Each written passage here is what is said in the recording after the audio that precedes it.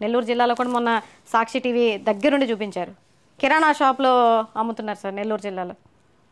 కిరాణా షాప్లో general stores అంటారు కదా, జనరల్ అందులో ఉన్నాయి చాలా పబ్లిక్గా డైరెక్ట్గా కెమెరా ముందు. ఈరోజు అది తప్పు. జోగి రమేష్ గారు కూడా చేసిన నేరం ఏంటంటే దాన్ని బట్టబయలు చేశారు. అంటే నేరం చేశారని ఒప్పుకుంటున్నారు మీరు? ఎవరు? మీరు. ఆయన చేసిన నేరం చెప్తున్నా. మీరు ఆయన నేరం చేశారు, అదేంటనేది కూడా మీరు పూర్తిగా వినండి.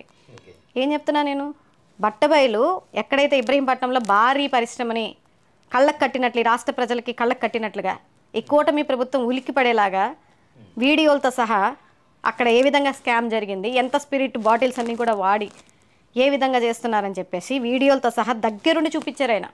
అది ఆయన చేసిన తప్పు.